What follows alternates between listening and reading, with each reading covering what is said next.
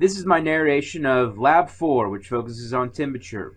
So this is definitely going to bring in a lot of insights from your lecture in G107. So when you try to understand why does temperature vary across Earth's surface, there's many different reasons. First off, as we've learned before in previous labs, latitude plays a key role.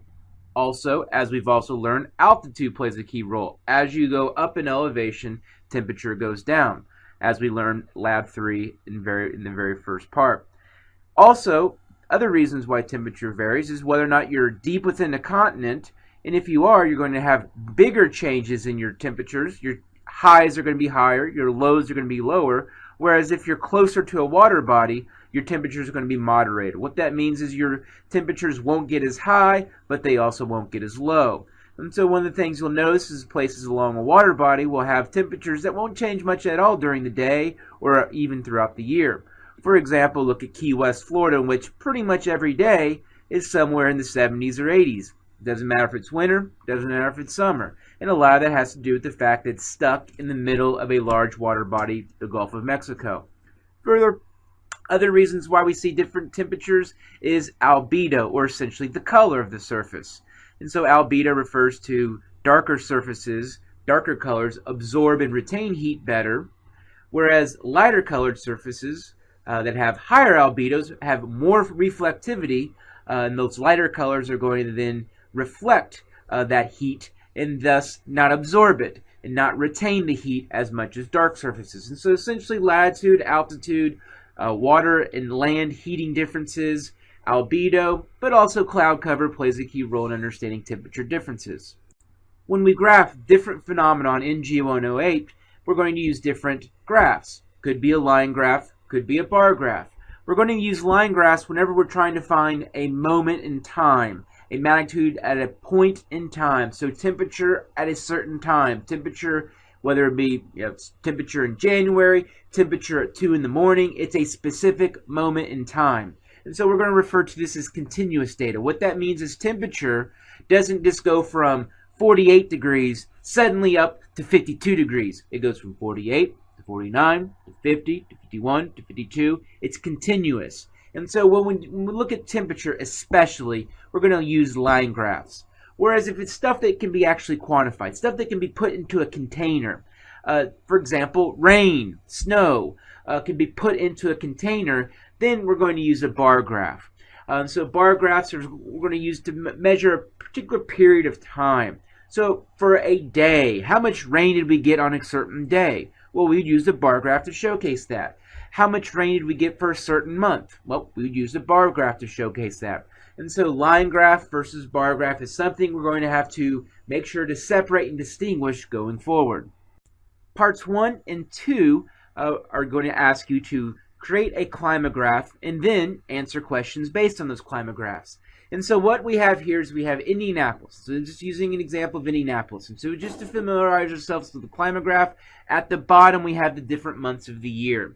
And one of the things you'll notice, you see D on there twice. And so December's on the left side, but it's also on the right side. So that's something to first off to get stuck in the head.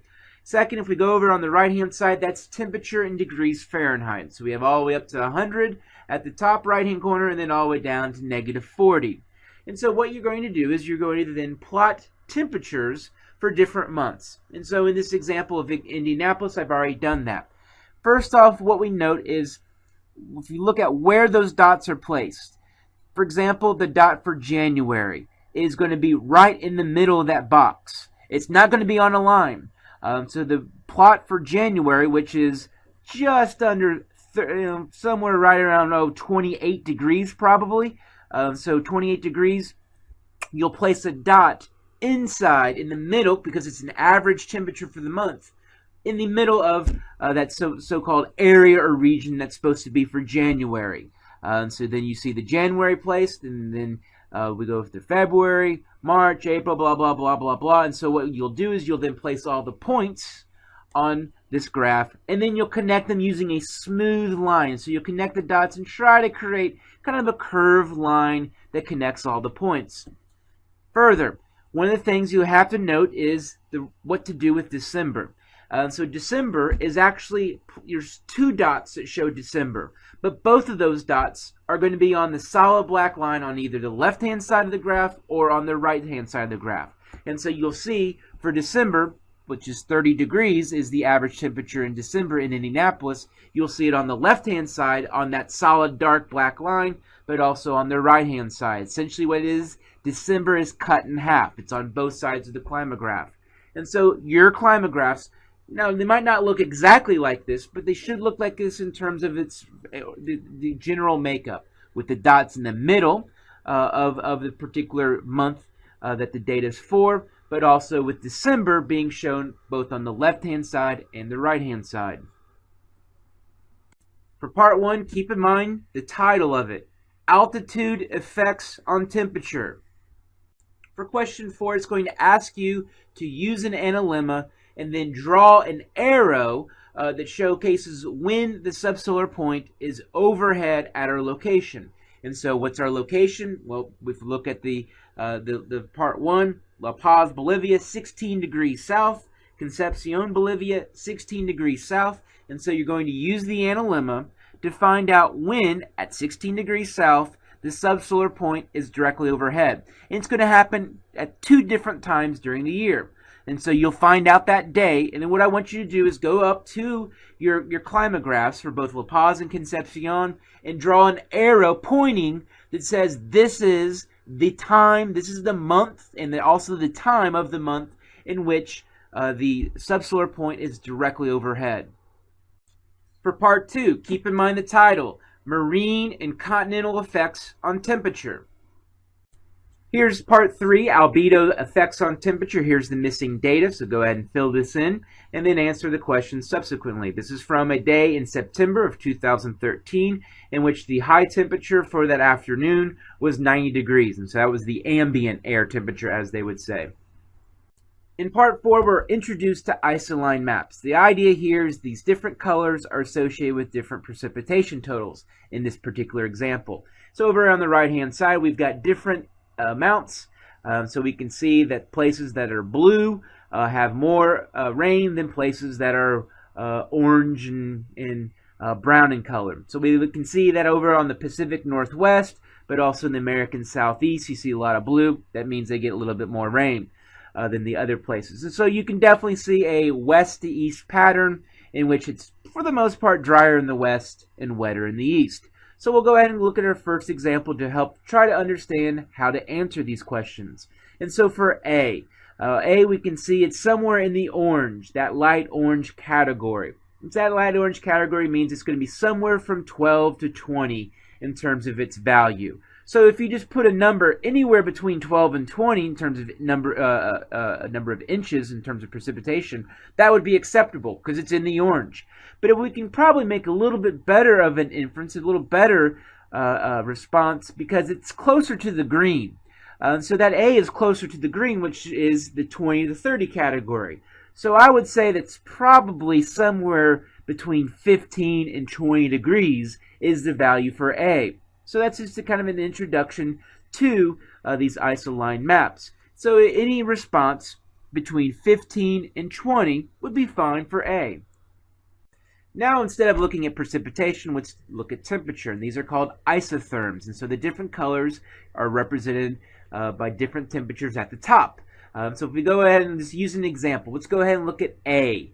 So A, we can see it's in the green, the kind of the light green color. So it's going to be somewhere between 70 and 80. Now we have to kind of have a more precise temperature reading from that. And so we can see A is very, very close to the blue, the turquoise, which is in the 60s. So I would say an educated guess for the temperature of A would probably be 70 degrees, 71 degrees, not much above 70. Here are the 4 rules for drawing isotherm lines. First off, every point on an isotherm is the same value. Secondly, each isotherm separates points of either higher or lower temperatures. Third, isotherms never cross, and they never ever split. And finally, isotherms, they always close to form a circle or extend beyond the mapped area or extend to the edge of the page. In this particular lab, you're going to have an example of where you're going to have irregular patterns, but also where you're going to have ones that are where they extend beyond the mapped area. So you're going to see both of these examples. So as you work through the number 14 and draw out your own isotherms, pay attention to these rules. Come back to these. And so instead of just kind of quitting or saying, man, my professor sucks, he doesn't teach me anything, focus in on these key rules and apply them to the question. Now I'm going to walk you through how to draw isotherms using our example. So here we at the top. Let's go ahead and read the instructions. First off, using pencils with erasers. So I highly suggest using pencils to do this because you will make mistakes. So drawing isotherms below using an interval of 5 degrees beginning at 0 degrees Fahrenheit. Then use colored pencils to shade the area between the isotherms, and that's all stuff that you can do later on. First off, we got to draw the lines. So which lines do we draw? So we look at the instructions and it says we begin at 0. So that's going to be our first line we're going to draw, 0 degrees. And we're going to draw every 5 degrees. And so on the right hand side, 0, 5, 10, 15, 20, 25 are the 6 different lines that we're going to draw isotherms for because we're using an interval of 5. Notice we don't do 30 because the highest number anywhere on this map, the highest measurement is 29.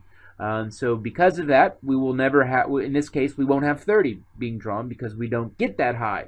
The highest we get is 25. Now, I'm getting ahead of myself, but at the bottom is questions 15 and 16. 15, the temperature range is just the highest value minus the lowest value. For 16, the mean temperature, this is kind of, stupid. This is going to be tough, but just add up all the numbers and then divide by the number of numbers that there are. So get us off the right foot, go ahead, and this is the line showcasing 0, and it satisfies all the rules of how to draw isotherms. So first off, all points have to be the same value, and so because we're drawing the 0 line, it makes sense we're going to go through the 0 point. Other rules are that they have to either form a circle or go to the edge of the page. So in this case, the simplest way is just do a circle. For the 5 degree line, we can draw it here, and once again we go to either the edge of the page or we draw a circle. And so in this case we went to the edge of the page, and so the 5 line. Notice that all points on one side are below 5, 4, 1, 3, 4, and 0. All points on the other side of the line are above 5, 6, 6, 8, 8, 7, 10, blah, blah, blah. And so this once again satisfies one of our rules from the 4 rules of isotherms. Next up, I went ahead and drew the 10 and the 15. And so once again, you note that the 15 point is there, and so that 15 line should go right through the one observation of 15 degrees Fahrenheit. And so then we can kind of see some patterns. And so when you draw your isotherm map, you see at the top part of the map, the 3 and the 22. So that means between the 3 and the 22, you're going to have to squeeze the 5, the 10, the 15, and the 20 between those 2 points. And so that's kind of how you have to plan things out. When you draw these isotherms, you have to start looking at and observing the data values as you start to interpolate or interpret the data. Here we have the 20 line. And then for the 25 line, you have, once again, these are going to vary from person to person, so you have 2 different options. You could make a circle around those values that are above 25. Or you can have that line extend from one edge to the other edge. So there you go.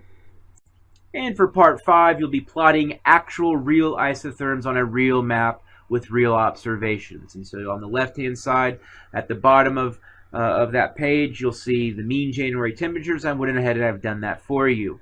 On the right-hand side is the mean July temperatures. And so both of those you'll then use to answer the questions that remain in part 5. So once again, that's where you incorporate G107 insights into your analysis, into your responses. For part 6, we look at wind chill and heat index. And just to briefly explain wind chill. So why is it important? We got to think about our body as far as it's radiating heat.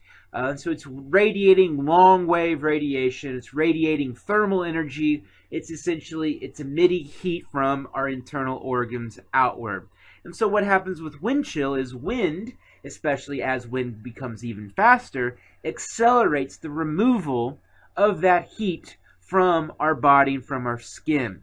And so that area just above our skin. And so essentially, when we think about wind chill, it accelerates the removal of heat from our bodies, which is why in the wintertime, it's of chief concern.